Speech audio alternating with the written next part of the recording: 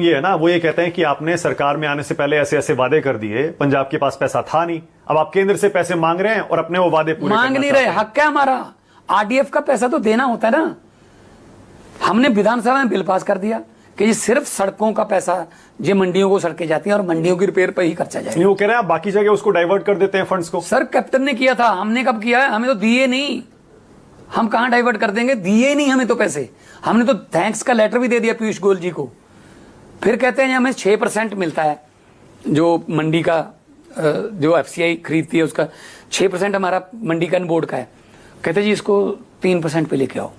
जी 3% से हमारा कैसे चलेगा जी, हमारा मंडी का सिस्टम बहुत अच्छा है पंजाब का, हरियाणा का। कहते नहीं यूपी बिहार में हमें ये हो तो 2% देते हम।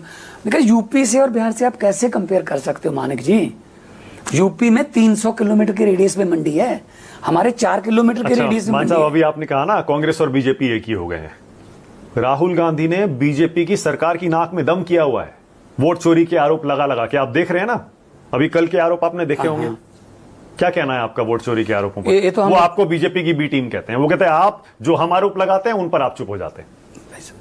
यही बातें हम दिल्ली की इलेक्शन से पहले 3-4 बार इलेक्शन कमीशन को मिलके बोल के आए हैं कि वोट काट रहे हैं जी वो, और वोट ऐड भी हो रहे हैं। संजय सिंह की पत्नी की वोट काट दी थी, पता ही नहीं चला उनको कि यहां भी वोट कट सकती है।